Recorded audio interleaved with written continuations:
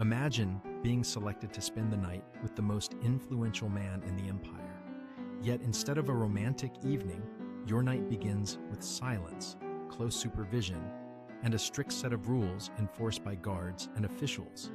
There is no privacy, no freedom of choice, and absolutely no margin for mistakes. Welcome to the secretive realm of the Imperial Harem. Situated within the Forbidden City, deep inside ancient China's royal palaces, the emperor's private quarters stood as one of the most rigorously monitored places in the empire. Rather than a lavish retreat, this space was regulated by an intricate system of customs, political strategizing, and constant fear of treachery. Want more untold history? Make sure to subscribe and stay tuned. At the very heart of this environment were the women of the harem, concubines, consorts, and empresses. Each was tied to centuries-old traditions and perpetually observed under the watchful eye of palace laws. Contrary to common beliefs, the imperial harem was not an unrestrained world of pleasure. Every personal encounter the emperor shared with his consorts was meticulously controlled by court officials, senior eunuchs, and a vast bureaucratic structure. Although the emperor wielded absolute authority publicly, even his private moments followed strict, long-standing regulations. Every night adhered to a sacred routine. After finishing his evening meal and concluding official duties, the emperor would retire to his private rooms, where a ceremonial tray awaited him, a simple yet profoundly symbolic item. This tray was presented by the chief eunuch. The jade plaques were held with care, each one engraved with the name of a concubine or consort from the imperial harem. This was not a random gesture. The arrangement of the plaques was meticulously planned. Although the emperor appeared to select freely, the reality was often shaped by political motives rather than personal preference. Influential palace figures, such as trusted eunuchs or court advisors, sometimes organized the names to highlight certain women. Through this subtle influence, they could steer the emperor's choices, support preferred families, or preserve important alliances.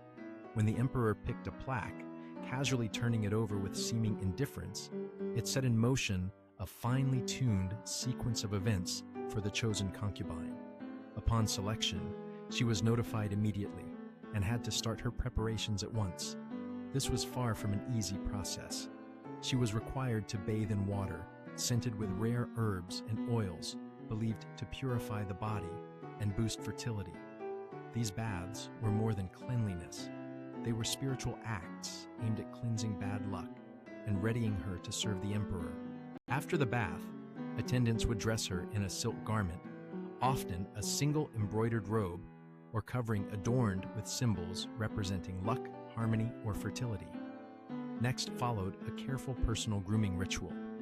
Her hair was smoothed, her skin lightly dusted with powder, and every detail of her appearance perfected. Just before she left her chambers, a senior eunuch conducted a brief final inspection, ensuring she was completely prepared for the role she was about to assume. Inspection involved no jewelry, no adornments, and no accessories that could conceal a weapon or poison.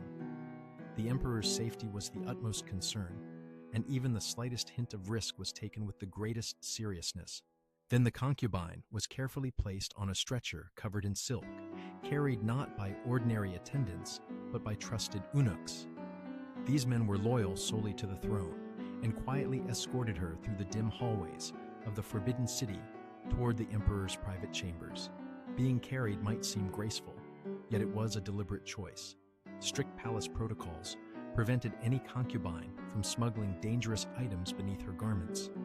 Lifting her off the floor eliminated the possibility of hiding anything inside her footwear and restricted her ability to move unpredictably or freely. Upon reaching the emperor's room, another thorough inspection usually occurred before she was gently laid on the imperial bed. No words were exchanged unless the emperor started the conversation. This rule went beyond mere control. It underscored the hierarchy by requiring the concubine to remain silent unless addressed, reinforcing her role as a servant of the emperor's desires. Time with the emperor was closely regulated, each encounter lasting approximately 1 hour. Outside the chamber, an eunuch stood ready to announce softly when time was nearly expired. If no response followed, they were instructed to enter quietly to check on the emperor's condition. Every moment was carefully orchestrated to ensure protection. The ruler's life revolved around maintaining order within the palace. When a visit concluded, the concubine was carefully wrapped in silk again and carried back to her own quarters. She was neither permitted to delay nor to speak.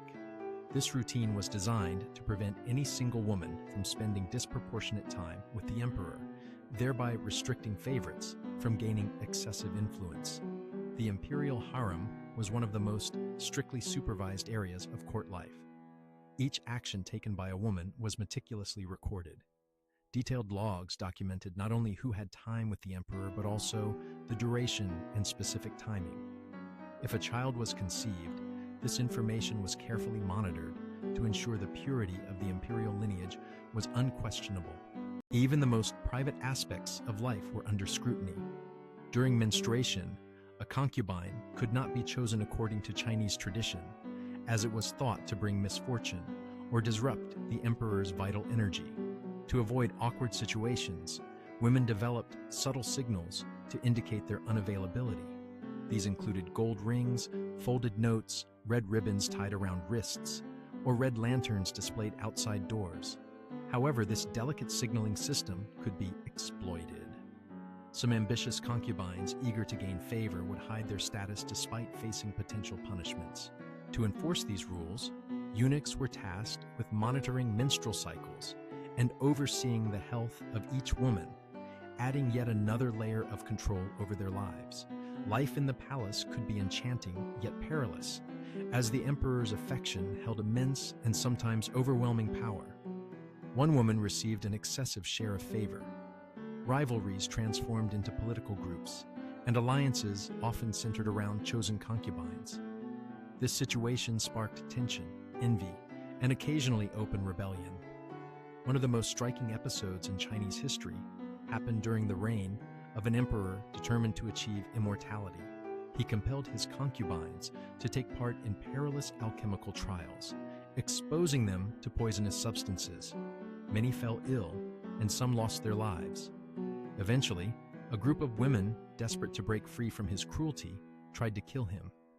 Their attempt did not succeed, and they faced the harshest penalties imaginable under imperial law. Those involved were executed with extreme severity.